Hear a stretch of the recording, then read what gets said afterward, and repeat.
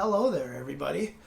Welcome to twitch.tv/jchensor, the Chensor Dynasty over here. It's been a while. Did not stream pretty much at all last week. Kind of just avoided streaming in Twitter. I'm not Twitter, but just avoided streaming in general. It's kind of a rough week last week. But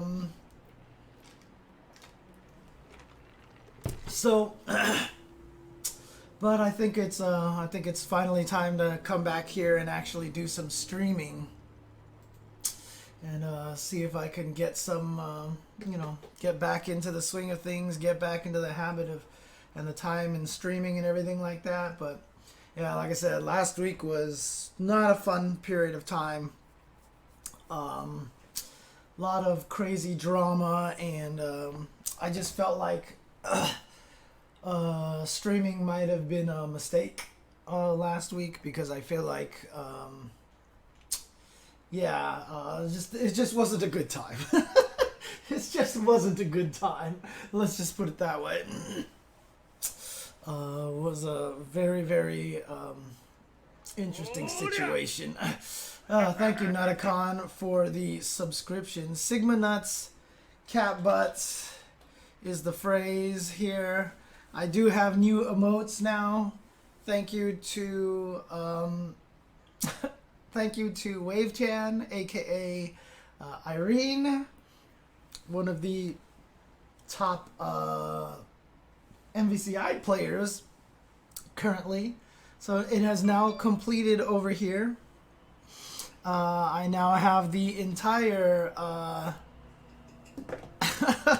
phrase in PG form over here. Sigma Nuts Cat Butts. I have not talked about that, Naughty Senpai. I don't think StrIVe sucks that badly. It definitely needs a lot of help. I think that's a little too harsh. It's actually in a very good spot. It just needs a lot more improvement, and it needs a lot more work on becoming a core, having a core vision about it. And you know, one of the things that I should do, I should sit down and actually see if I can figure out how to use that NVIDIA thing that makes it so that you can enable that one voice thing, so that you don't hear all the background noise. Because I have a lot of background noise. You hear the motorcycles and stuff. I could have the fan on, and during the summer I could have the air conditioner on, and it probably wouldn't be that super loud. I gotta figure out how to set that up, because I think that would be really, really nice.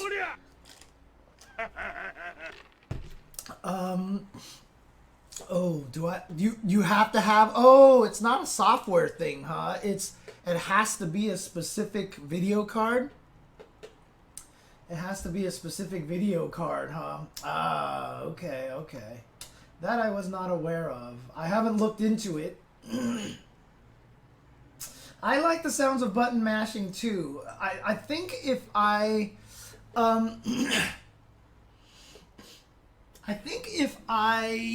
played games online, I wouldn't turn it on.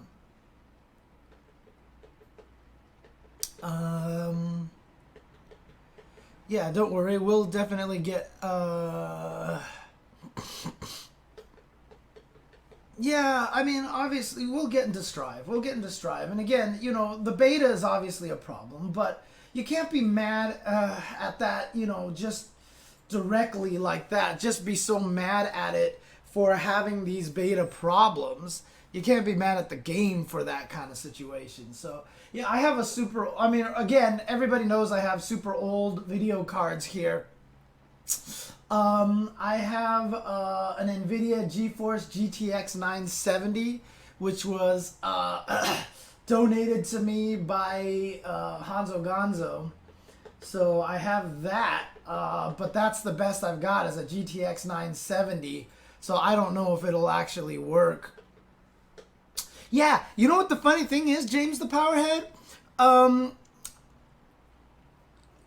I like the sound of, buttons and joysticks and stuff like that when people are playing.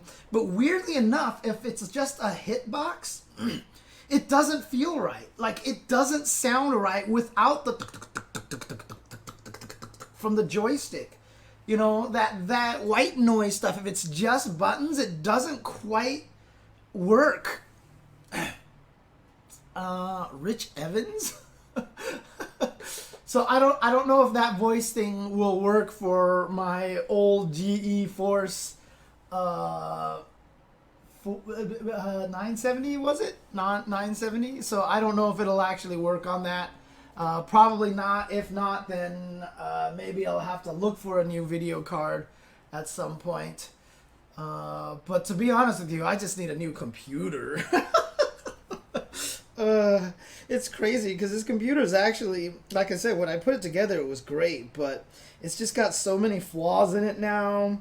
I'm running a super old operating system. My whatever USB controller is on it is really faulty. Things just die on my USB devices just die all of a sudden. Like when sometimes my USB external video card thing, my Focusrite will just die. That's why sometimes I have no audio and I have to unplug it and replug it back in. My mouse just dies on me every once in a while and I gotta walk back there and unplug it and plug it back in. I'm still on Windows 7, yes. So the joy of using the lever. It's funny. Yeah, I mean, it's just, there's just something about the sound of that mixed with the buttons, because the buttons is a very sharp noise, the joystick is a very dull noise. So when you combine those together, you create a nice balance of, you create an audio balance, a symphony of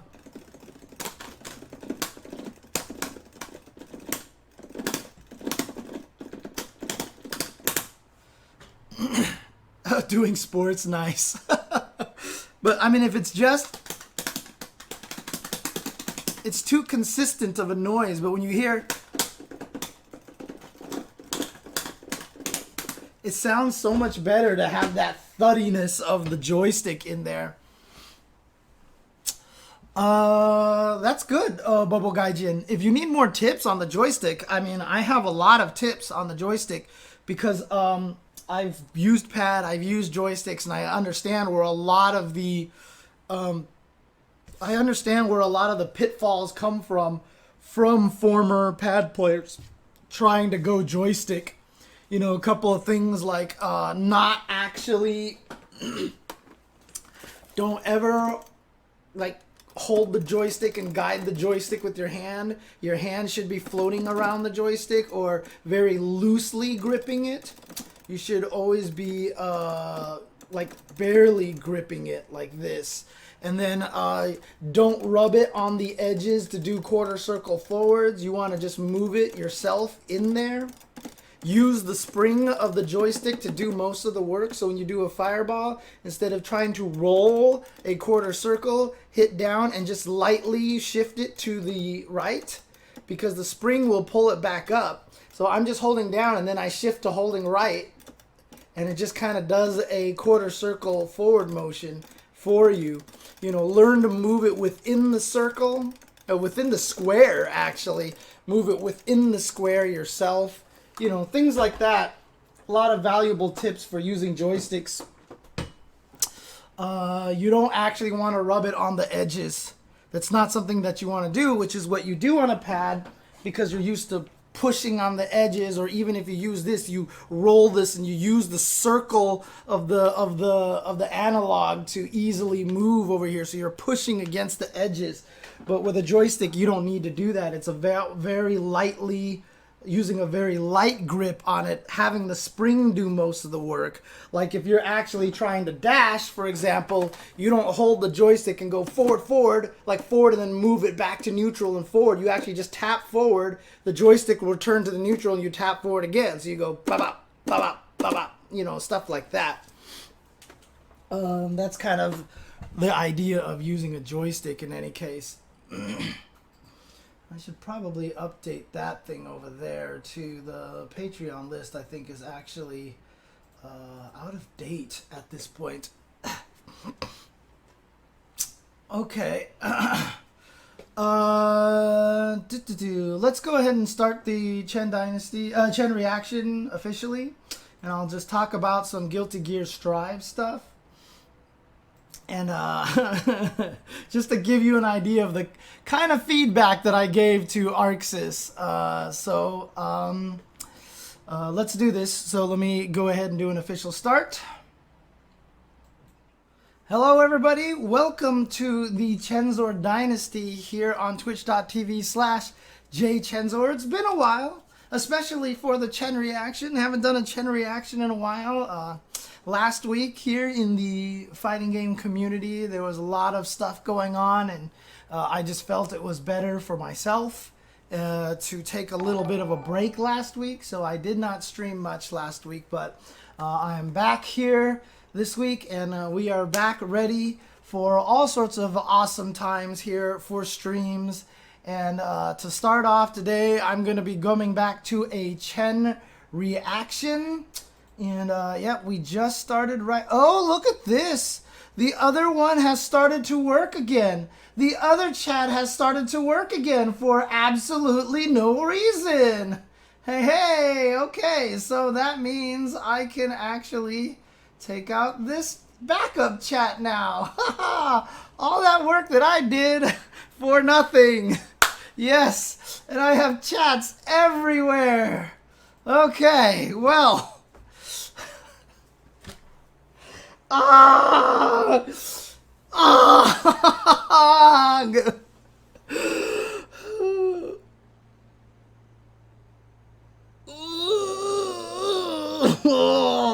I'm turning so red right now.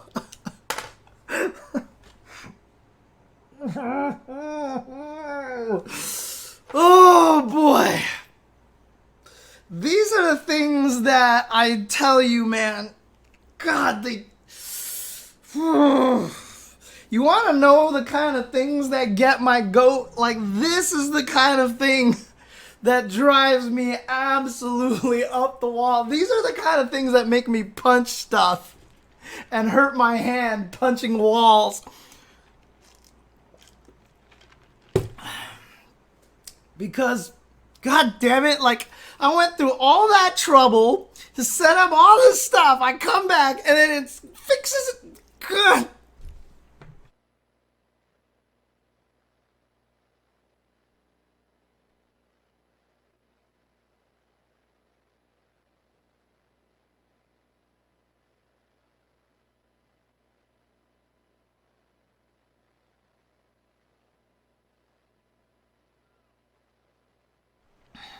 Hello everybody, welcome to Chensor Dynasty here on twitch.tv/ oh god damn it. I mean, seriously.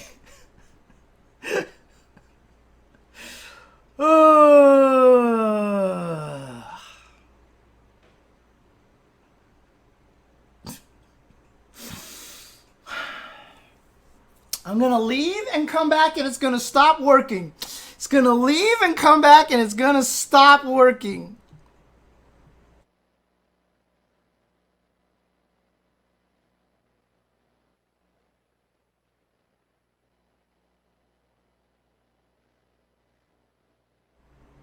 Hello everybody. Welcome to the Chensor Dynasty here on twitch.tv/jchensor. I am your host, James J. Chensor Chen. And it's been a while since I've had a stream, and apparently my stream has forgotten how to stream, and I have been going through some technical issues, but I think I have resolved them. And we are now back on schedule here, and we are going to be doing the first Chen Dynasty in a while, actually, in over maybe almost 2 weeks since I've done a Chen reaction episode.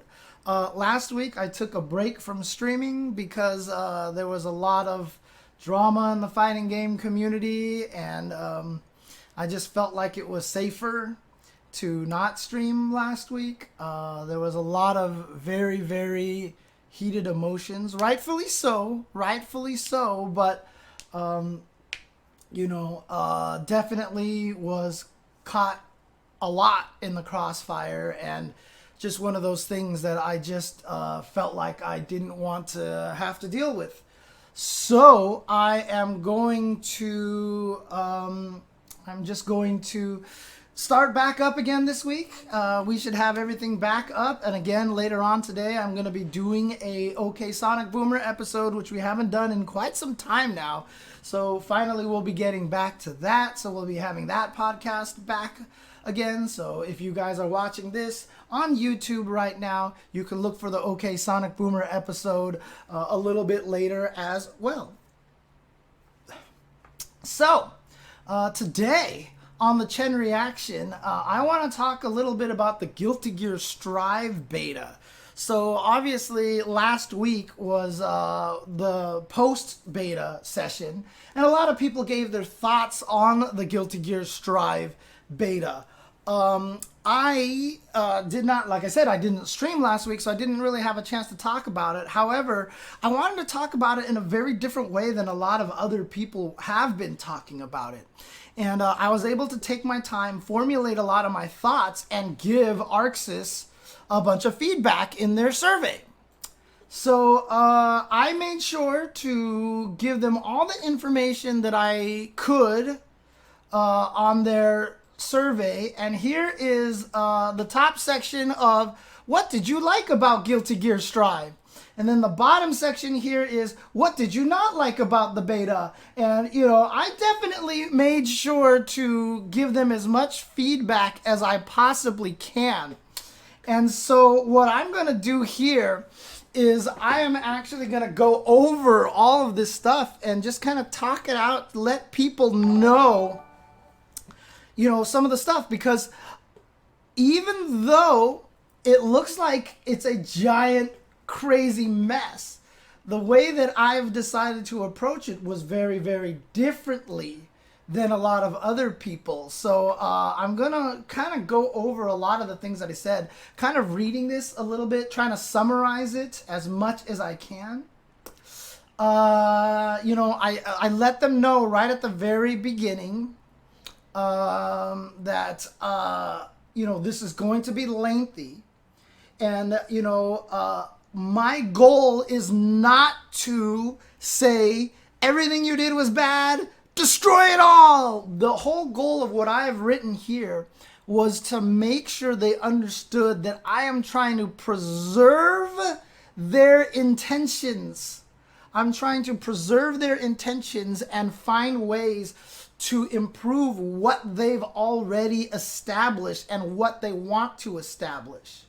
For example, the first thing I talked about, I went through the user experience from the beginning to the end. For example, the character selection screen. I mentioned that I really liked the information provided. I liked categorizing the characters into a bunch of different things. What is going on over here? All right. Okay, we're done with that. Okay. Basically what I tried to let them know was that I like that. I like the idea that they're trying to do all this different categorization. However, a lot of people complained about the way the character selection screen looked. Some people compared it to like something from McDonald's or something. And by the way, I have new emotes. I have completed the PG version of my famous tweet here. Sigma nuts, cat butts. So I've got Sigma nuts and 2 cat butts over here. Shout outs to Wave Chen, aka Irene Lee, for the cat butt emotes. She is our FGC resident cat artist, so she helped me craft a Nathan and a Jasmine cat butt emote. So that is now the official PG version of my famous tweet. But again, with the character select, all I suggested was that maybe the character selection screen looked a little too stale. perhaps maybe change it so it has more of the, you know, hard rock grunge aesthetic that Guilty Gear has had in the past. You know, it's definitely one of the things that people have come to enjoy about Guilty Gear, with all the metal and the chains and all this stuff like that everywhere. Suggested that, you know, they try to bring back that aesthetic a little bit. Or maybe even have an option at the very top of the screen that has 2 character select options.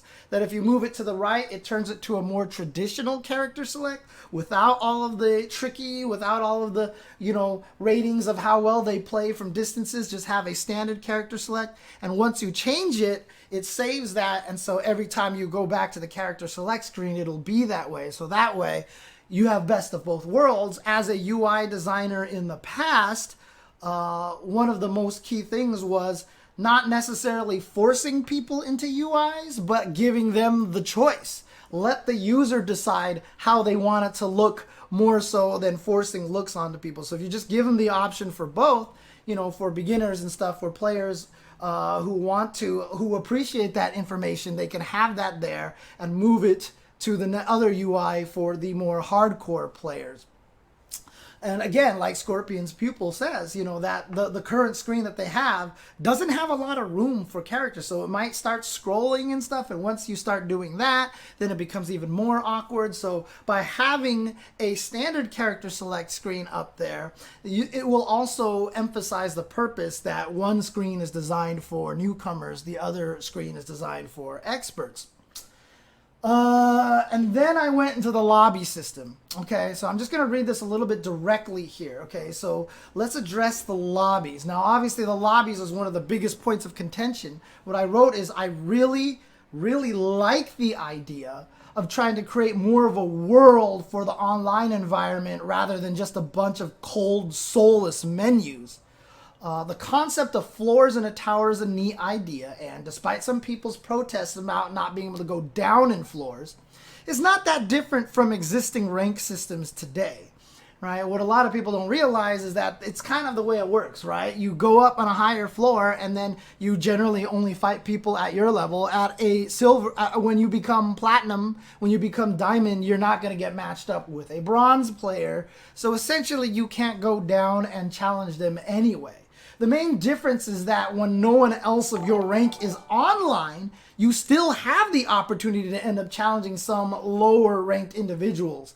So in Street Fighter V, in that example, you'll see a lot of people who are in Warlord ranked top 20. They'll be going up against people who are ranked top 1,000, top 5,000 or something like that, because that's just the way that it works. The tower system in Guilty Gear does not allow for that, and that's a problem. The hardest part, the thing that is most incongruent about the lobby system, is that it is combining casual lobbies with a ranking system together, and that doesn't work. A ranking system is what I wrote. This is what I wrote here. Ranking systems work when you have no idea who you are going up against. The tower and the floors give the impression of a ranking system, but they are more like casual lobbies at heart. If someone you play on your floor is strong or uses a character you do not like fighting, you can easily see who they use and avoid them. That belies the goal of a ranking system. Again, while it's more visually friendly to have floors of a tower instead of ranking titles like Warrior or Diamond or Sensei or whatever, the floor system limits you to only fighting the people on that floor and having too much control of who you will or will not fight. There is a reason most ranking systems do not show names of your opponents before you get matched to them. Otherwise, it's too easy to avoid opponents with no repercussions that way.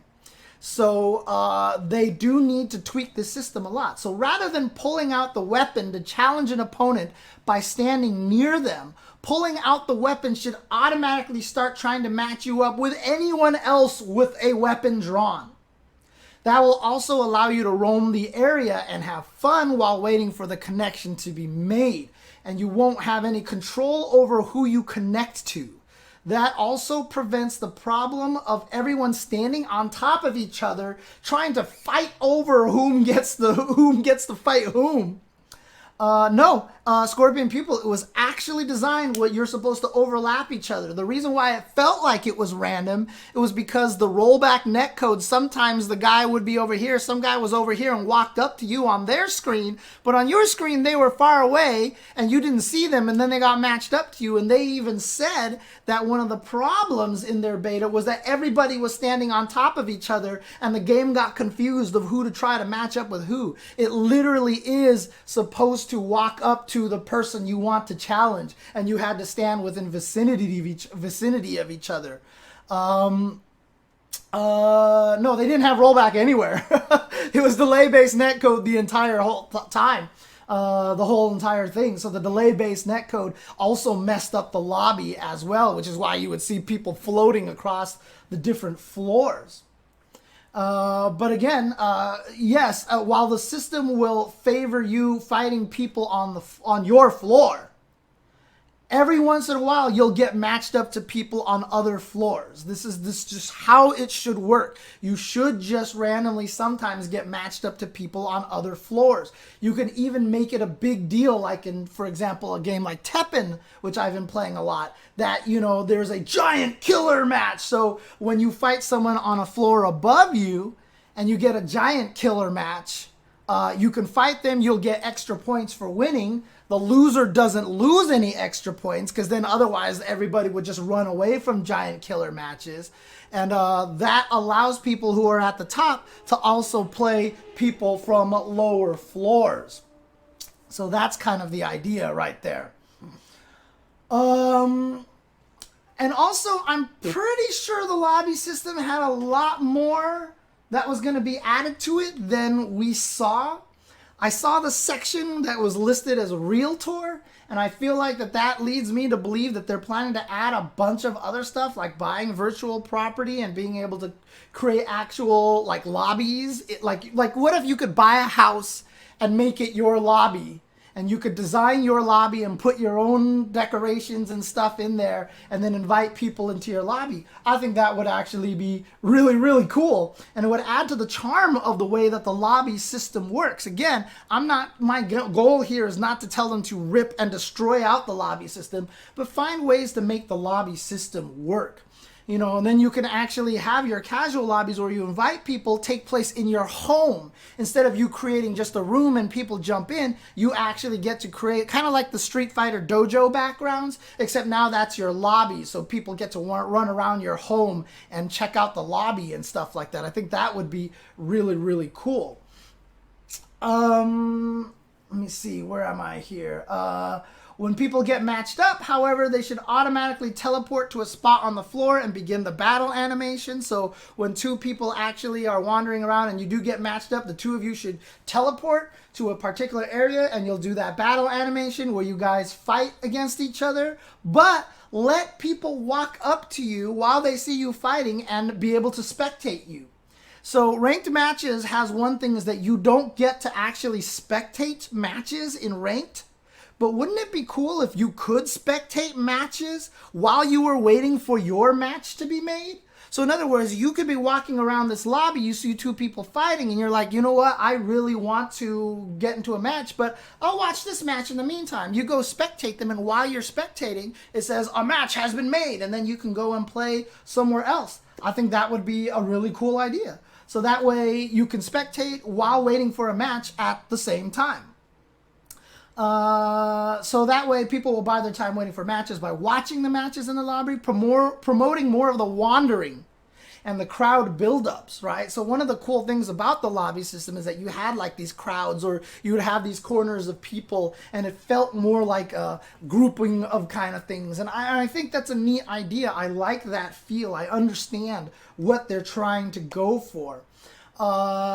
If they have some sort of system where you can gain in-game money, you can buy different avatars, you can buy different accessories for yourself to wear, your avatar to wear. You can also buy a lot of different items that you can throw into your house.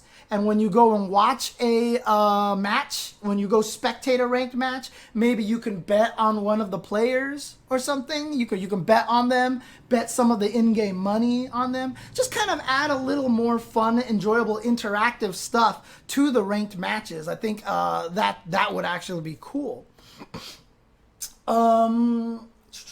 You can also allow people to specifically challenge other people you run into on the floors, right? So like I said, if you draw your weapon, you're automatically being challenged to whomever is out there like a ranking system should. But if I'm wandering around the lobby and I'm wandering around and I run into Ultra David is in my floor, I'm like, oh, hey, let's play some casual matches. So if you do run into each other, you can fight intentionally, but those fights should not affect rank, or else it's too easy to rank boost friends. This is one of the most dangerous things about a ranking system, allowing you to challenge whoever you want.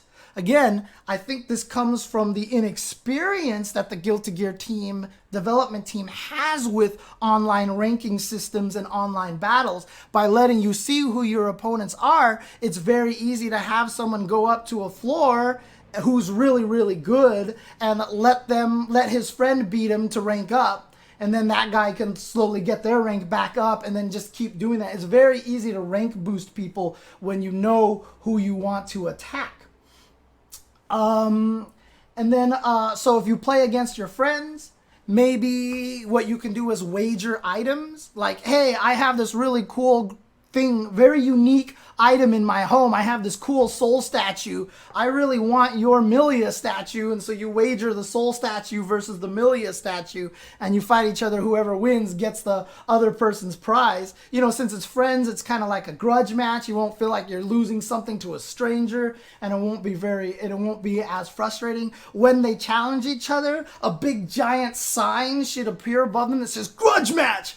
And then other people on the floor can go, oh, cool, a grudge match. I want to watch this, put away their sword, go and watch a grudge match and listen to the guys trash talk each other or something like that. You know, just be able to watch the grudge match. You can set the grudge match to best of 5, best of 3, you know, something like that. And so that way, you know, if someone decides to set a 1st to 10 between two people, a bunch of people will jump on the floor, walk over there and watch. And then if you're just a casual guy jumping into the lobby and you show up, and you see off on the 3rd floor on the chandelier, there's this 2 guys fighting. It says grudge match, and there's like 7 people surrounding it. You're gonna be like, oh, sick, what's going on over there? And you'll run over there and want to go watch too. Again, creating more of that community online environment within the ranked system, within the existing lobby system that you already have created. Again, my goal is not to destroy everything, but doing all this kind of stuff makes it so that it is more about moving around in the lobby area.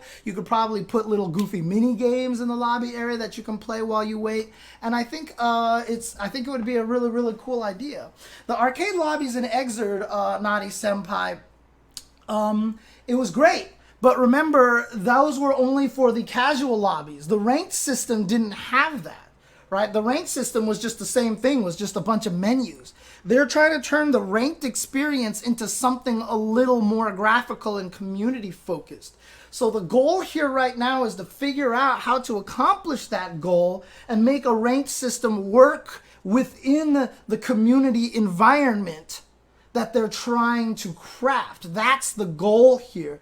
So the casual lobbies, like I said, with the arcade cabinets will get replaced by, if the real tour thing is, my guess is like you can buy a house and create your own lobbies. It will still be that way. You'll still have your own house with your own machines that you can go and play in against and everything like that. But, you know, for the ranked system, they're trying to come up with something a little bit different. Again, my aim here isn't to demolish the lobby system that they have, but to tweak it and make it more accessible and more fun for the players to experience while achieving the goals of a ranked system, of what a ranked system is supposed to be. Right now, fundamentally, the lobby system is flawed because it is not promoting a proper ranked system in favor of this community aspect. And like I said, I am all for the community aspect. I'm all for what they are trying to do with the lobby. And the goal is to make that lobby system work. not to demolish it and drop us back into everything that we've done before. If you do it that way, and if you're a person who prefers menus, then essentially you jump into a floor, you whip out the sword, and you just sit there, and it's the same experience you had in a ranked match. Now you're just slowly waiting for yourself to get matched up to somebody. That's it. That's it. I've also suggested that you should be able to put on VR goggles while you're on the lobbies that takes you to a training mode so that you can actually do training mode while waiting for your ranked matches. And you'll see the character avatar on the screen will just be standing there like swinging at nothing with VR headset on their head, and that lets you know they're in training mode. And Sigma Nuts cat butts to Mares 103. And that lets you know that they're in that kind of situation. If someone's spectating, you'll see them kind of doing this like a Street Fighter character in the background, like watching a spectating match, so you know you can't just challenge them directly. Or maybe you can challenge them directly, but you know that they're spectating a match, so if they don't respond, it's because they really want to see the conclusion of a match. And so on and so forth. So you create this community aspect, but maintain all of the ranking stuff that you would naturally have. The floors would be a replacement for the labels of warrior, master, warlord, whatever, diamond, platinum. The floors would be a replacement for that. Maybe add a few more floors. And but you can still challenge between the floors and everything. So again, it's all about creating this lobby system that works, but also works for those who just want a menu. Because like I said, then you just drop into your floor, you pull out the sword, and you sit there and you wait until you get matched up, which is exactly what we do right now. Which is how the menu system essentially works. So let's go to the gameplay now. Let's go to the gameplay. Some people have complained about the loading times for the game, how long it actually takes when you see the bird just kind of flying there. Again, that I will not judge until the final product. Load times are one of the last things that ever gets shored up in video games, because they need to know what assets are used the most, what to compress, what not to compress, all that stuff. Loading times are optimized towards the end of a game, so I'm not worried about that right now. If load times are still bad by the time we get to the final release, which is very possible given time constraints and everything like that, but as a result, as it is, I'm not going to worry about it right now until the final product. Now, let's start talking about the UI. The UI, everybody hates the UI. And yes, the UI definitely needs to be altered. And shout outs to Xiao for the gift subs here. Even got one to Corey Bell too. So Sigma Nuts cat butts to Xiao, Sigma Nuts cat butts to Hayamo, to Gigi Sensei, and Sigma Nuts cat butts to Corey Bell. Thank you, Xiao. Much appreciated for the gift subs over there. And the UI of the matches. Again, I understand that Daisuke, or the entire Guilty Gear dev team, wants to make sure all of the info for your character is in one place to make it easier to see all your info that you need quickly. But that is conceptually flawed. The way that they've implemented it is flawed because, one, your tension gauge is at the bottom of the screen, meaning it's not congruent with the idea of putting all the data in one place. So in other words, since the tension gauge is down there and risk and burst and your health are all up here, it doesn't make sense that you're trying to put all the information in one place when you're failing by default with the super meter, with your tension gauge at the bottom of the screen, right? Secondly, because the portrait moves, you actually have to look in a different place every time to find your information. So it actually makes it harder to find all your information. And lastly, the UI for burst and risk is really small. And so it actually takes a little more effort to parse at a glance. And so that's actually not convenient at all either. Once we start playing in tournaments and we're playing on small little monitors, that's even going to make it harder to see that information. So I really do not like the way that it's designed. And yeah, Scorpion's pupil is right. The game HUD is clearly designed for player 3. So Daisuke, this is what I wrote exactly. Daisuke has long wanted to make sure it was easy to tell whose health meter was whose. Given that in the past games, the sprite of your character was literally reproduced and scaled very small into the corner of the screen for certain versions of XX. You know, I feel like this is a problem that Daisuke has been trying to solve for a long time. However, I don't think it's going to be solvable in a way that will work well. So as I said, if the tension gauge is at the bottom of the screen, it will always break the goal of putting all the information in one place. So either you'd have to move the tension gauge up with everything else, or just accept that not all the info is going to be in one place. So I think it's actually better just to do it that way. So instead, what they can do is put a headshot in the corner of the screen, just like every other fighting game, right? But, however, maybe the goal then is to give the headshot expressions. So, for example, when the character get hit, the face grimaces.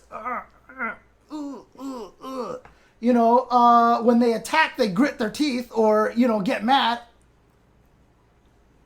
You know, like they get mad. If they activate an overdrive, they can go, ah! You know, kind of stuff like that. Once they drop down to 20 health, they can start going, you know, kind of like that. So I kind of heart side panels do that. Okay, there you go. Exactly. And on the health bar, instead of having your portrait move with the health bar, just recreate the portrait, the neutral face. So, shout outs to Richard Kuklinski, Sigma Nuts, Cat Butts. So what does that accomplish, asks Harlequin, is that it ties the headshot and the meter and everything else to the character on the screen. If they swap sides, but as a casual viewer, if you see someone getting comboed and you look up, the guy getting comboed is going to be going, and the guy who's doing the combo is going, and you kind of get a better way to associate which character is on the life bar, etc., etc. That's kind of the goal of that, is to tie the character, because like I said, he's actually reproduced the sprite in the corner before to make it obvious who it is. So in order to know whose life bar, whose information it is for the third player, as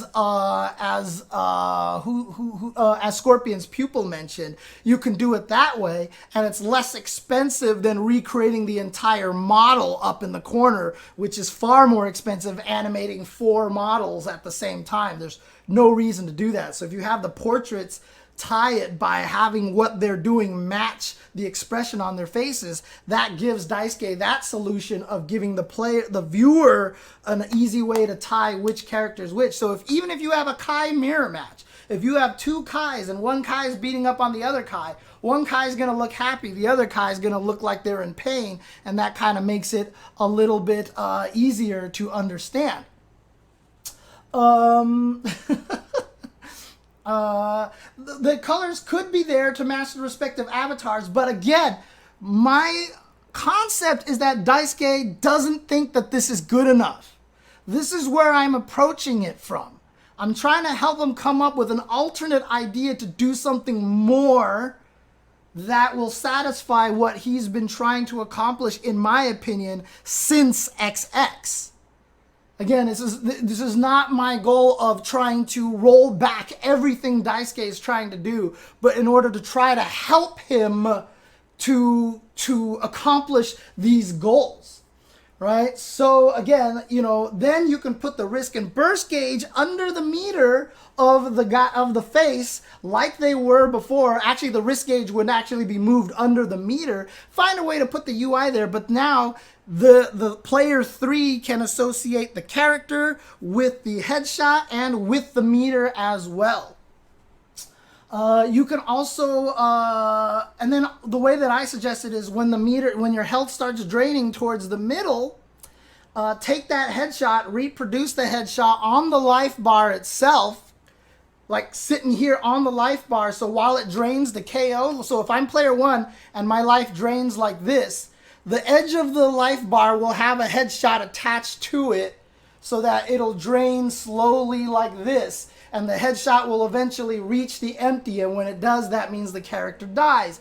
And because that headshot is going to match the headshot in the corner, it becomes very obvious that this person's headshot is this person's life, and so now you tie the life bar to the headshot to the character on the screen for player number 3. In fact, you could even do everything differently. Put the headshots in the middle of the screen, like here, with the timer above them. The burst and the risk gauge is here. Now all of the information is here, and when the life bar is drained, they drain into the character's headshot, so it makes it a lot more sense. And when the life gets low, maybe that person's headshot can start flashing red or something like that. I don't know, or just like slowly pulsating red. But that puts all of that information literally in one spot. The timer, the burst, the risk, all right here, and the life bars draining into them, all in one central location. It's going to be different than what people are used to, because people aren't used to seeing the headshots on the side, and they're used to seeing the burst and risk on the side. But if you put everything in the middle, it's already a big change to make a moving headshot along the life bar. So if you're willing to experiment that much, I think putting the headshots in the middle of the screen with the timer, the burst, and the risk, and having the meters drain into the headshots is a big change, but at the same time accomplishes what the developers are trying to accomplish far better than having the portrait move along with the life bar, with the risk gauge and the burst gauge, etc. I don't know, Brycep. It might not be a Daisuke decision. It might be higher ups decisions. I'm not sure, but I've always felt like Daisuke kind of had a lot of control over his own franchise. So I'm not 100% sure. And again, Greeting Oni, there is not a direct thing of what they're trying to accomplish. It sounded like what Daisuke wanted to do, he did clarify in one meeting that it wasn't necessarily about simplifying or dumbing down the game. It was more about making it so that legacy players didn't have as much of an advantage before. So he wanted to change it up enough that everybody would be kind of learning at the same time. Again, while I appreciate that goal, I don't think he accomplished it particularly well. I like the combo counter. I'm probably one of the only people who actually think the combo counter is kind of cool, and I don't see it. I actually am very good at ignoring it and not seeing the combo counter when it gets to 18 and having this giant 18 on the screen. However, I do understand that a lot of people have different brains, and for a lot of people out there who do have very sensitive vision or have kind of potential, I don't want to call it epilepsy problems, but like there are people out there who are very sensitive to those kind of things. It's not great. It's not great. What I think that they should do is make it not zoom in quite as much as it was before. But maybe what I was thinking is instead, as the combo gets bigger and the numbers don't grow as fast and grow very briefly, like this, and what happens is then an aura around the number grows. So you see kind of like a circular line, like a very opaque circular line kind of grow that like pulsates and, kind of like this. So it's not a giant number on the screen, but you see this big pulsating thing, and maybe even inside the circle, the aura is kind of shaded, kind of like the combo meter is now. So you do get the sense that something is growing really, really big, but it's not this giant 1-8 with this really awkward font of 1 and 8 inside the numbers. But you get the same kind of effect of this aura growing and the numbers growing a little bit slower. But as most people said, they don't really seem like that they're noticing the combo counter when they play. I didn't. Some people say that it's very distracting for them. And so I don't want to just sit here and say it's fine to me. I understand that, like I said, a lot of people have different, like even with like fluorescent lights. Some people can't handle fluorescent lights because they can literally see the refresh rate on them and it gives them a headache. That doesn't happen to me, but I know a lot of people who have actually had that kind of situation. So, like I said, that's kind of a compromise way to have the combo meter grow just very briefly, like very small, but having this giant aura start filling up the screen the bigger it gets. What else did I write here? Let's see here. Combo counter. I said I really love the visceral feel of the game. I actually like the counter hits. I love the zoom ins and I love the slow motion because whenever you hit somebody, God, it feels so good. It feels so good. Like when I hit someone with a towards heavy punch with Potemkin, boom, and it was counter, it was just like bam, the slow, like it felt good. It felt good. However, they're going to need to put a little bit of leniency on the buttons and on the timing and everything like that if they continue to do this. The constant changing of speed of the game can be hard to navigate. For example, in this example that I gave with the towards heavy punch and I hit, a lot of the times if I wanted to do towards heavy punch into hammer fall, that's a very specific timing. So I have to hit towards heavy punch, hold back, let it hit, wait until the end of the hit stop, and then do the hammer fall. However, if I try to use the timing of that normally and it hits with a counter hit and the game slows down and everything gets all weird, a lot of times I try to do the hammer fall and it doesn't work anymore. And I can't get it out anymore. I don't know if the slowdown changes the charge up timing. I don't know if you can charge during the slowdown, etc. These are all things that I would have to test with training mode. But as it was, every time I did towards heavy punch, having to react to either it slowing down or not slowing down to get the hammer fall was kind of annoying to have to deal with. So ways that you can fix that is that if you're charging and a counter hit hits, if you let go of the charge, you don't actually lose the charge. You can actually just go back and re-maintain the charge. So if I hit him and I do this and it eats my inputs because slow down, I don't know if it does. Again, I would have to have training mode and test it, but you can just kind of go back and maintain the charge or just make it so that your charge is always the same timing, even on counter hit, you know, these kind of things. Same thing with after the Potemkin Buster. Every time I Potemkin Busted and hit the guy, I tried to Roman cancel after I tossed them so I could whiff the Mega Fist and get the juggle. But I could never time it properly. I couldn't get my Roman cancel to time properly. And if I double tapped it, a lot of the times if I did it too late, I would double tap Roman cancel and then whiff a button. And so I couldn't do the combo that I wanted to do. So after the Pop Buster, the slowdown was really awkward. Maybe give us a buffer timing so that once we Potemkin Buster in that frame while he's frozen there, when you hit the buttons, it would not register because of the freeze. It was like, bam! And it's like, here's the emphasis. But when I Roman canceled, nothing would come out. And then he would toss and I tried to Roman cancel, my timing was off. So maybe add a little buffer space that if I hit him and then I Roman cancel, he automatically throws and Roman cancels at the first frame possible. Again, this might be something that you just practice a lot in training mode and it won't be hard after a while. But again, it's just one of those awkward things that the slowdown is actually affecting the gameplay and causing a little bit of problems. Some people have complained about the camera angle changes during the counter hits. I actually didn't notice this at first, but then again, I was using Potemkin. My combos were very short. I never really had to do anything particularly long, so the camera changes probably didn't affect me at all. But it is kind of messed up. Do not change that. I mean, if you change the camera angle a little bit on a counter hit, like pow, have it go boo, camera change, and snap back. You know, so that way keep the zoom in, but keep the camera angle flat so that it's very obvious to tell what the distances are.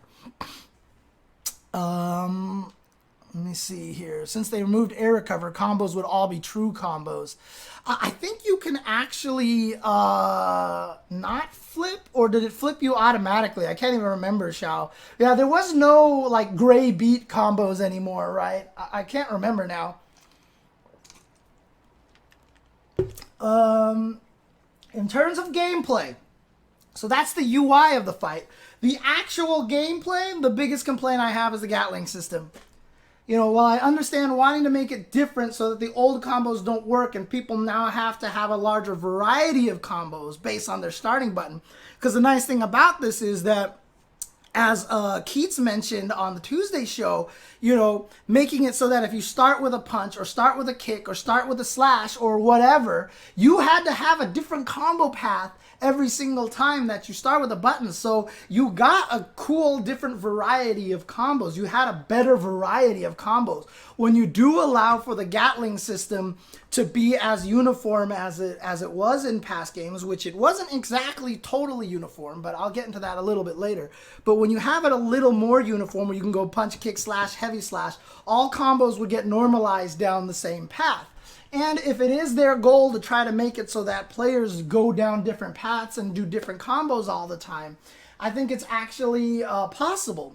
I think the way that the Gatling system works right now is super complicated, and I think it's completely beginner unfriendly, and I think it'll make it so a lot of people won't want to play it because they're like, I don't understand this. So I think it's very dangerous, the path that they've decided to go down with their Gatling system. I would not make the Gatling system work the way it does right now. Instead, I would make it so that everybody could do punch, kick, slash, hard slash. Easy. 5P, 5K, 5S, 5H. I would make it so that you can also do 2P, 2K, 2 slash, 2 heavy slash, or something like that, and just have it so that you can do the basic Gatling chain. Anytime you chain into a command normal, like a towards S or towards kick, that ends the Gatling. So if I do punch, kick, slash towards, punch, kick, slash 6K, that's the end. If I do punch kick into 6P, that ends the Gatling. I think it's very simple, and it gives everybody the ability to just do punch kick slash heavy slash, or crouching kick, crouching slash, standing heavy slash, a very basic thing to have. The way that I think you can compromise it is that what you can do is you can set it so that anytime you Gatling from a punch to any other button, that's not a 6 button, that any other button, or if you're Gatling from a kick to any other button, you really, really up the hit scale, the damage scaling. You really scale up the damage scaling. So anytime I do punch, kick, slash, punch to kick, damage scaling, kick to slash, damage scaling, heavy slash, and now the combo at the end does very, very little damage. So that actually helps and makes it so that when you're playing at the beginner levels, because everybody's going to rely on that at the beginner levels, the damage is going to be significantly lower. They're going to have the opportunity to play the game and learn the game at a lower damage because they're using unoptimal combos. It's a win-win situation. It gives them the ability to play a longer match by using unoptimal combos. But then once you actually start getting into the higher levels, you know as a better player that I don't want to do punch, kick, slash, heavy slash. I want to do punch, punch, 6 punch into special move that keeps the scaling much lower. Right, it's an auto combo. Basically, that's what I'm trying to create, is an auto combo, but by having it still be through the chain system. And so the smarter players will still do things like Kai, crouching punch, link into crouching kick. So if they link it, then they maintain the damage, whereas if they chain it, then they reduce the damage scaling. And of course, Guilty Gear is unlike Marvel. You can't chain any time during the move's recovery, at least not that I was aware of. So linking from punch to kick won't be as hard as it sounds. Like the distinction between a link and a chain won't be as crazy. It'll actually make sure that it works. So you are giving players that would use the option, the incentive to use the worst option, teaching them how to play wrong. Yes, because that's actually how you learn how to play fighting games. This is how you learn to play fighting games. To be honest with you, fighting games, no matter what game you create, no matter how you design your fighting game, the way you learn at the beginning, you have to unlearn a lot of the things that you learned at the beginning to get to medium level. And once you get to medium level, you have to unlearn all the things that you learn at medium level to get to the high level. At the beginning level, you do random stuff. You just have to find your pet moves. You have to just do stuff to get used to the system and the flow. Then you start learning the logic. By the time you actually get to the middle, You have to start unlearning all of the logic because you you basically will die. Like there's no way around it. And that's the thing. I don't think that there's quite a way around this problem. And that's one of the hardest things about fighting games. You can put it in a tutorial that says this is your option, and we recommend you do this option to get used to the game at first. And then, because the thing about it is, the problem with fighting games is if you want to learn everything the right way at the very beginning, what's going to happen is information, information, information, information, information, information, information, information, information, information, information. And the person trying to learn the game is just going to be like, help me, buried under all this information. You have to give the players the ability to do like 70% of the things wrong so that they can focus on the 30% things that they can do right. So that way, once they learn that 30% correctly, they can move on to the other stuff and actually start. So if you're sitting there trying to learn how to do uppercuts and stuff like that, why do I have to sit here and also learn all of my optimal links or learn how this crazy Gatling system works? I just want to be able to learn how to uppercut in a combo, so I just want to do punch, kick, slash, heavy, slash, uppercut. And that's fine. That's fine if they're not learning the optimal combos. I try to tell people this all the time. Stop trying to optimize everything that you do when you play fighting games. So I don't think... I don't necessarily agree with that because you're pairing weak players with weak players, Harlequin. So those people are going to be fighting against each other. And then as they start learning stuff and getting better, they'll fight people who are better, who are doing different combos. And now the player like, why are they doing more damage than I'm doing? Oh, wait, there was that one thing that they mentioned in that one tutorial thing. Oh, he's doing this combo because it's more damage, but he's already learned how to navigate uppercuts, fireballs, blocking, learn how to air dash, kind of things like that. I basically feel like that you need to learn things gradually. Basically, you have to learn things gradually.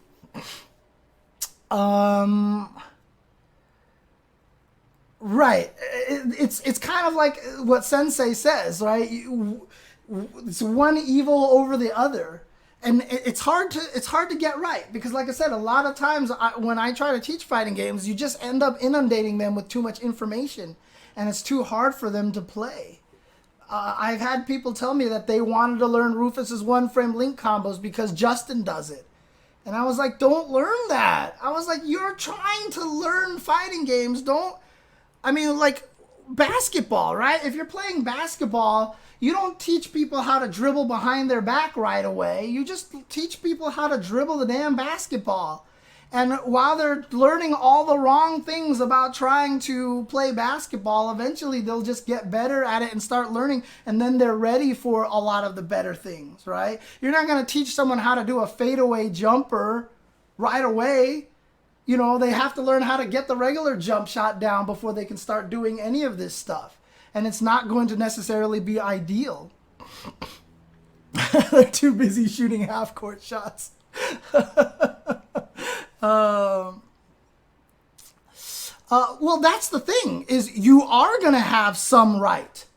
You are going to have some right. Because like I said, you're taking away the crazy Gatling system, letting them do the less damage Gatling so that they can actually feel like they're doing something, be encouraged, and actually practice canceling into uppercuts. That's right.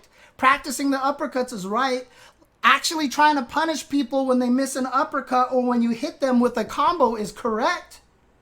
Right? I'm sitting here learning Tekken. If I launch somebody with my king knee, I'm not going to go for standing 4 into micro dash into down forward 4. I can do it, but I'm not going to because it's harder to do than just doing forward 3. which I can land consistently. Yeah, I'm not getting the biggest damage, but the thing is, at least I'm getting my combo the time that I need to combo. So by having access to an easier target combo, a Gatling combo, you are at least teaching people how to hit people and take advantage of it once it starts hitting and finishing into a combo. They're going to naturally learn hit confirms. They're going to naturally learn a bunch of stuff like that.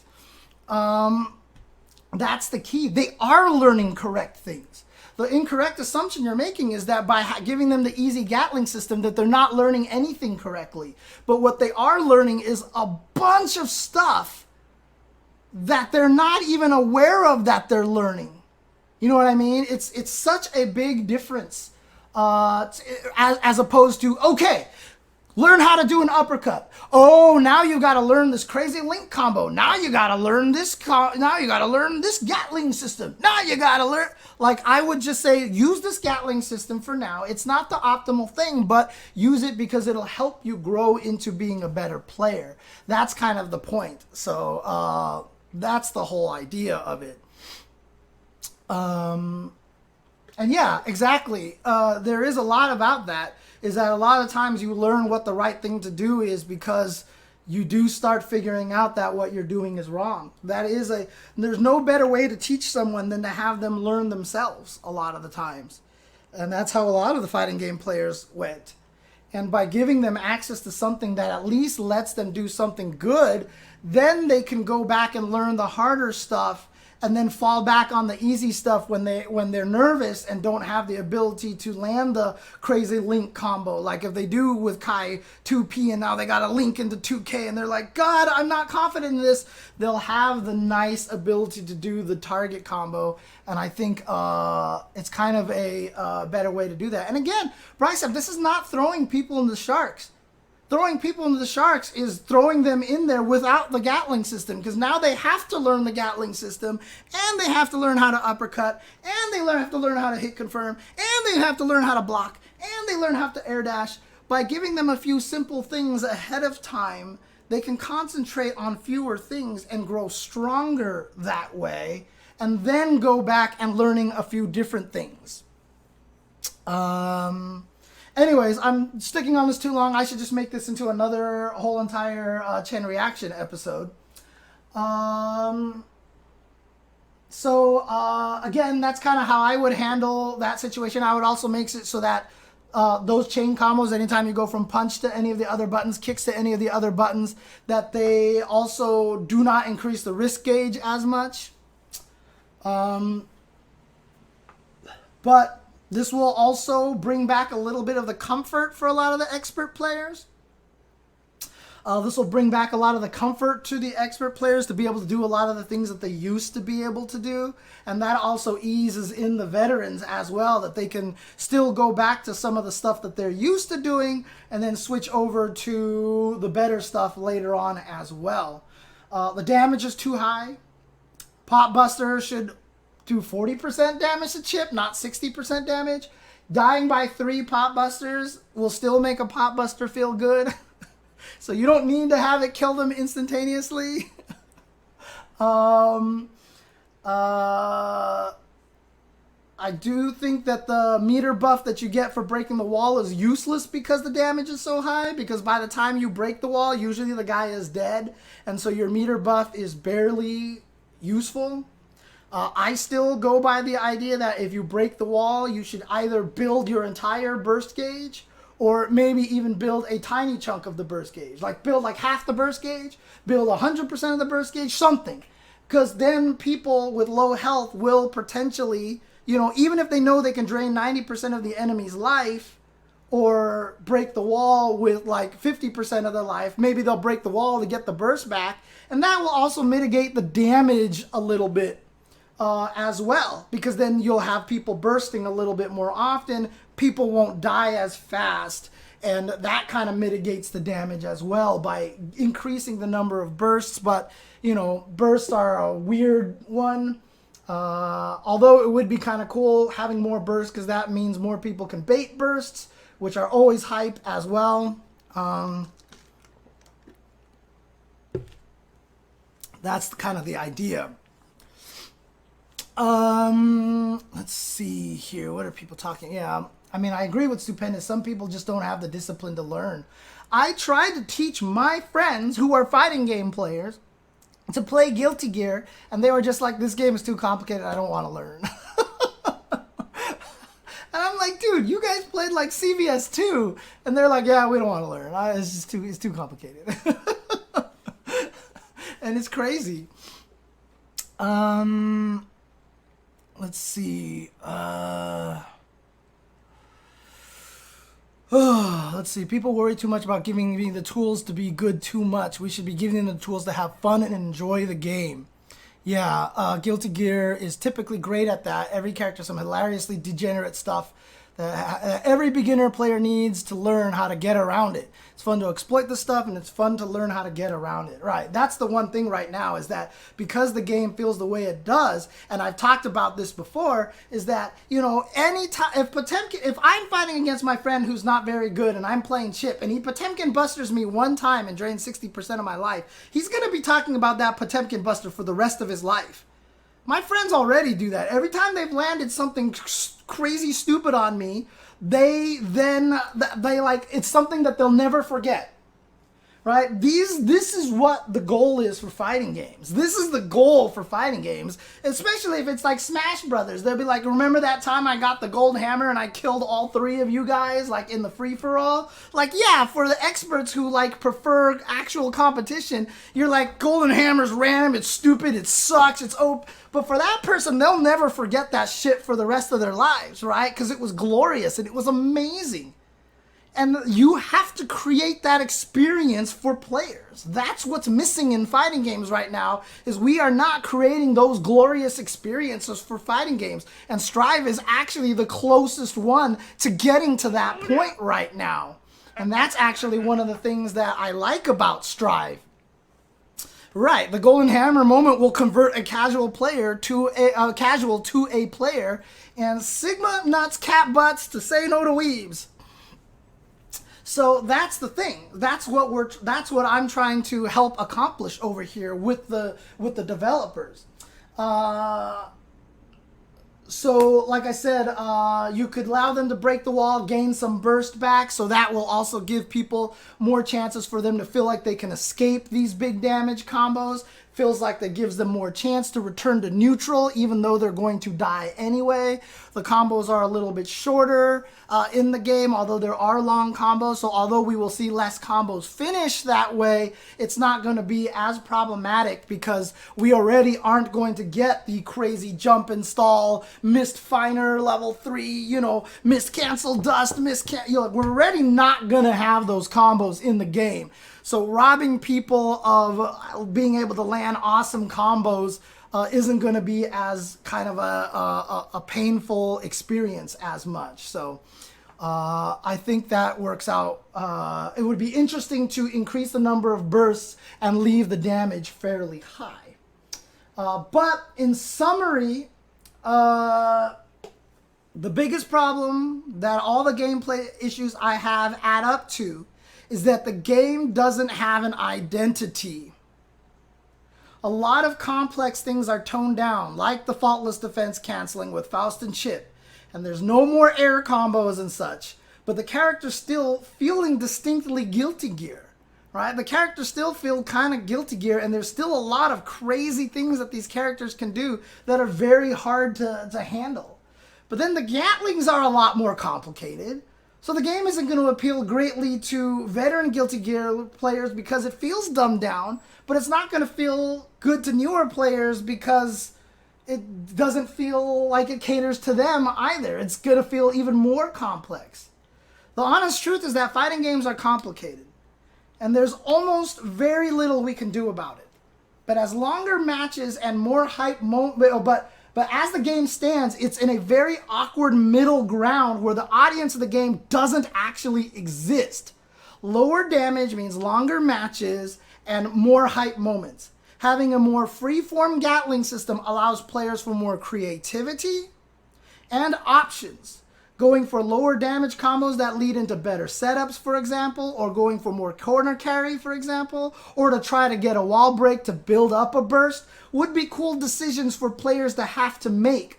But by having those options and choices for players to make it, that promotes unique styles between the different players.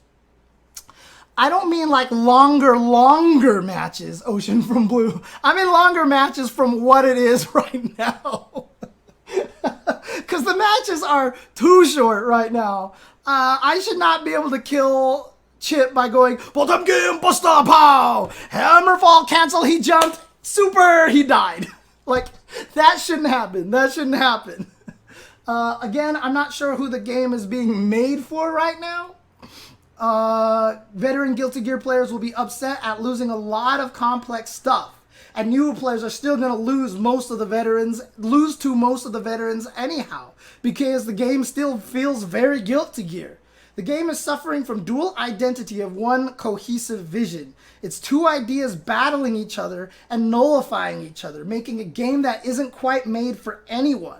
While I actually do think the combo system is great right now, I mean, the combos have some good variety, and there is actually there is some cool variety and creativity. Freeing up the system a bit can't hurt anyone. Give us more jump cancels into air combos. If people have trouble performing jump cancel combos, program in buffers, so if they hit up and then a button, that button comes out on the first frame of the jump automatically.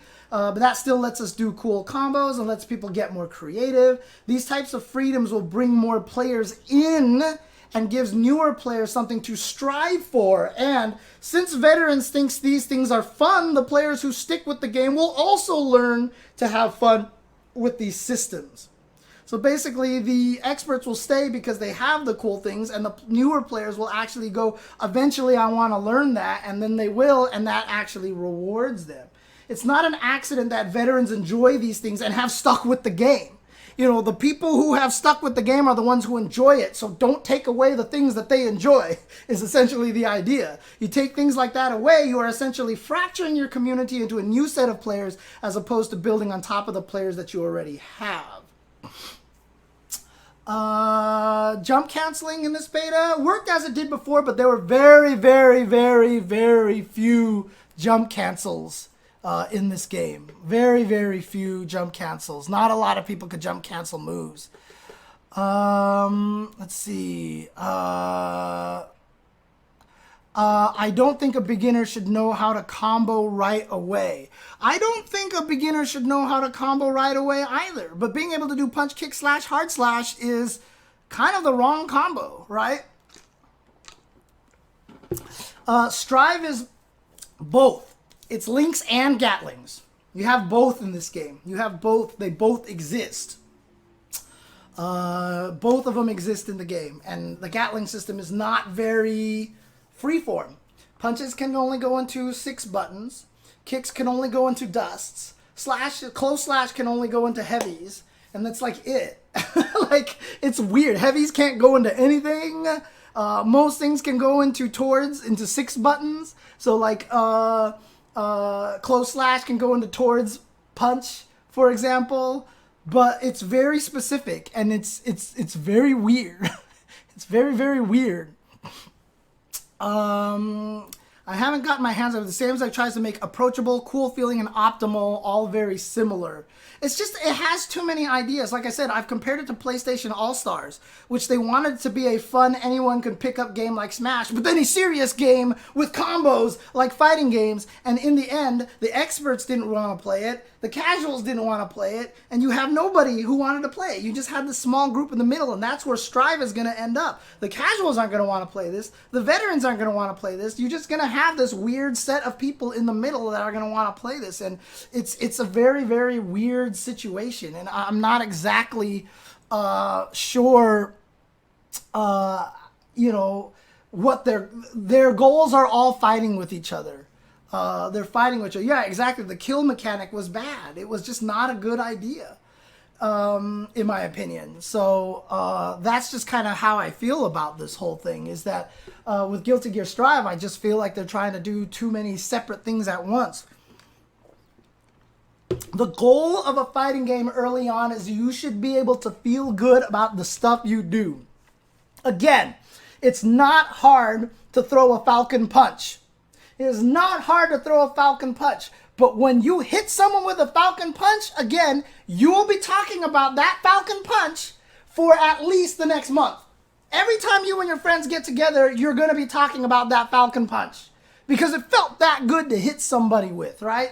That's the part that a lot of fighting games are missing, is that they have forgotten how to make fighting games make you feel good. StrIVe is kind of down that path right now, but it's also obfuscating itself with weird Gatling systems and then also removing some of the higher level stuff that will reward the players. Because even though I love landing a falcon punch on somebody, falcon punch, pow, and you're like, I'm so sick.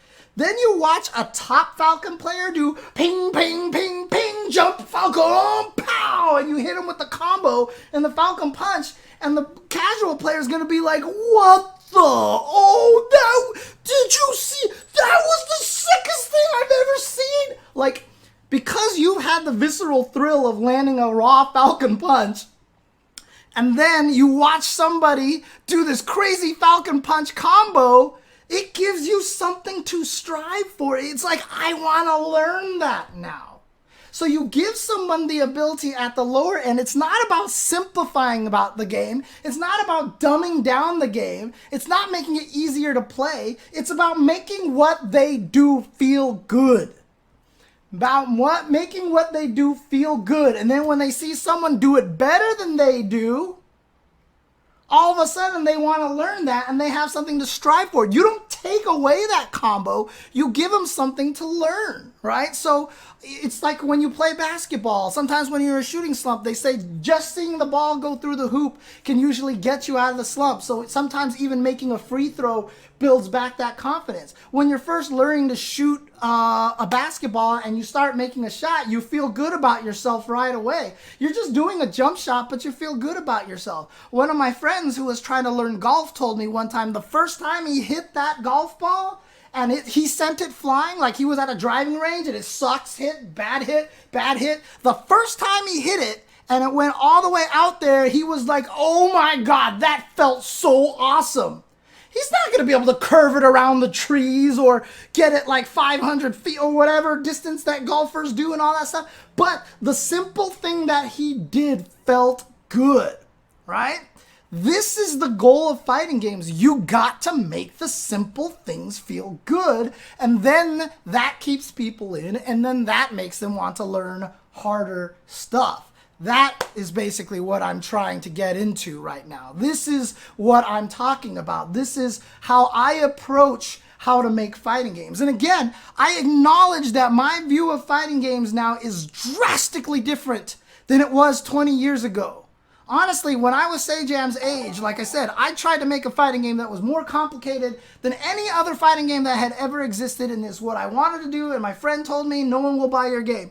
No one will play your game. And I was like, you know, part of my friends, I was like, fuck you, man, this is going to be awesome, blah, it's great, all this stuff. But in the end, I understood that he was right. He's absolutely right. And the older you get and the more you understand about psychology, about people, about why people enjoy things, your vision changes about this. If I was 20 years old right now, exactly me, and was watching this stream, I would be yelling at myself. I would be like, this guy's insane. What the hell is he even trying to do? But at this age now, you really kind of understand it's very different these days. It's very, very different. And that's kind of how I approach things now. It's really changed the way I approach things. I am very, very part of the minority. Which is why whenever I actually... Sorry, Corey, I didn't see that you were trying to call me over here. Whenever I talk about things, that's why it's always me versus everybody else. Because not a lot of people are going to understand my point of view. And not a lot of people. And I don't expect them to. I'm willing to talk about it, explain it, and accept the fact that they're not going to think the way that I do. But that's because I approach everything from a very different standpoint than what other people are trying to accomplish now. What I'm trying to accomplish is very different than what other people are trying to accomplish. I'm trying to find a way to get more people to play fighting games. And what the people who enjoy fighting games like when they are younger is not the thing that's going to make people play fighting games. Weirdly enough to say, because you think that the player base of League of Legends is made out of majority of people who would have liked MOBAs? No, the majority of the player base of League of Legends is made out of players who had no idea that they would like MOBAs and probably would have never liked MOBAs. But when they played it, something appealed to them and it worked to them and it turned them into a MOBA player. That's what we're aiming for here. So if you talk about like, oh, hey, as a fighting game player, this is what I like in fighting games, and you make your fighting game based off of that, no one's going to play your game. It's the same message that I was told when I was 20. No one's going to play your game. As a game developer, as someone who wants to get people to play your game, you have to approach it from a very different standpoint than just trying to appeal to people who play fighting games. And that's the way it works. So, but the thing is, we're not comparing fighting games to League, Super Moose, directly. We're comparing it to the appeal of a video game genre on how to get people to play something that they didn't know that they might actually enjoy.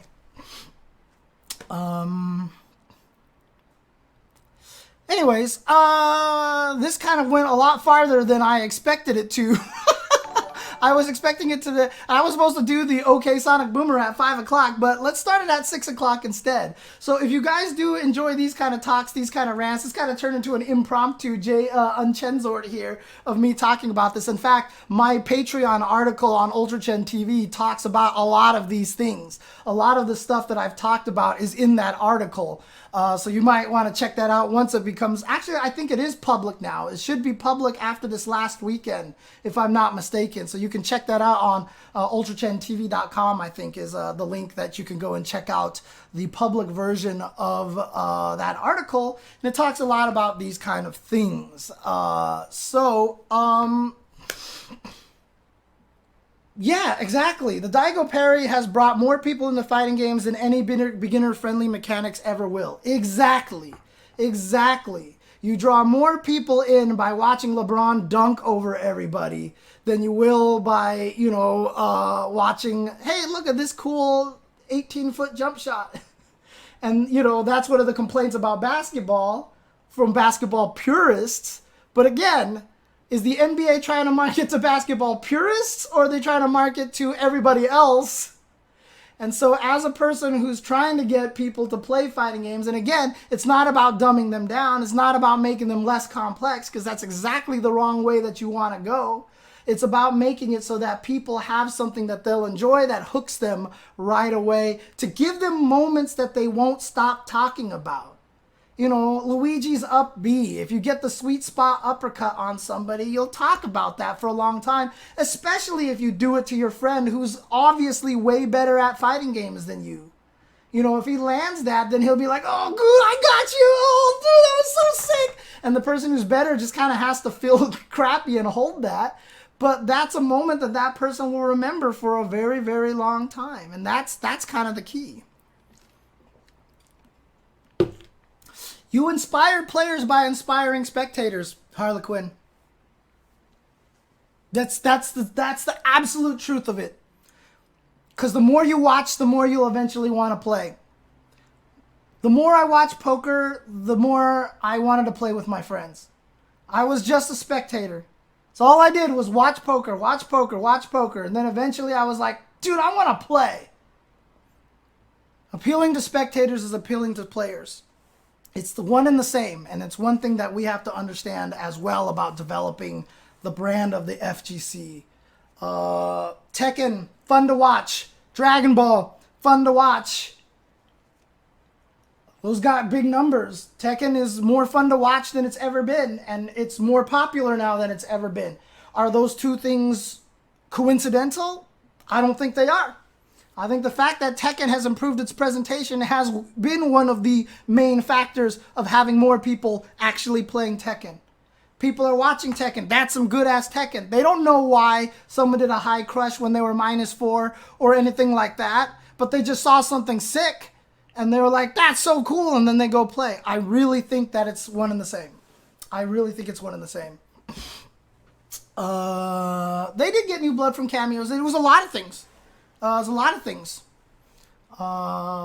I really do think it's very important to appeal to the, like Nomad Noah says, you build that spectator to player pipeline. Build interest in the community, and that's your next generation of players. The problem is trying to appeal to players right away is too short-term memory. Appealing to the spectators is the long-term goal, is the long-term play. Right? We're not going to get where we want to go by focusing on the short-term play. We're only going to get to where we want to go through the long-term play. Scorpion's Pupil, I really enjoyed this talk so far. I love your perspective on bringing low levels into fighting games. It's not an outlook you see in the hyper esports focused FGC very often. It's really refreshing. As a game designer in Vancouver, I can guarantee it's a sentiment shared by more game developers than you realize. Cool. Thank you, Scorpion's Pupil, for that comment. I really appreciate that. So, there you go. Okay. Let's go to some OK Sonic Boomer. Let's talk about some old shit, okay? So what I'm going to do is I'm going to go ahead and end this. If you guys appreciate this content, if you're glad to see the return, boy, I had a lot to get out of my system over here, being the first Chen reaction in a long time. Impromptu unChensored over here. But if you do appreciate this kind of stuff, you know, obviously not streaming last week, my subscriber numbers have plummeted very heavily here. Let's see if I can try to get back to 250. Like I said, I've got the cat butts now, so anytime my cats walk on stream during the Tuesday show or any of my streams and you see a cat butt, you can put the matching cat butt on the stream. And those kind of things like that. I think that's really, really cool. And yeah, I agree with you, Gundam Jehudi Kai. A lot of the mechanics used to bring in spectators have been detrimental to playing the game. That's what I've been trying to solve. If you actually listen to a lot of the things I talked about, was how to find the true balance between appealing to spectators and appealing to players at the same time. In any case, I've talked about this long enough. If you have some comments on this, some pointed comments about this, and want to argue with me about it, put it in the chat down below. And again, I love debating this. This is not about me being right or wrong. This is about me talking about my opinion, understanding your opinion, and trying to find an overall balance of everything and find the right way to do it. Again, I'm old. My perspective has changed. When people say you'll understand when you get older, it sucks, but it's true. I realize that now. I know what that's about. And it's not that you become smarter. It's because you realize priorities change very differently. You stop focusing on what's best for you and you start focusing what's best for everybody if you have that kind of mindset. If you gain the proper maturity, I'll say that. Because obviously some people, President, do never outgrow that kind of thing. So in any case, big FGC sale on PS4. Check it out if you guys see this. Thanks for tuning in for the Chen reaction. We're going to be jumping into OK Sonic Boomer. Don't go anywhere, guys. I will be right back.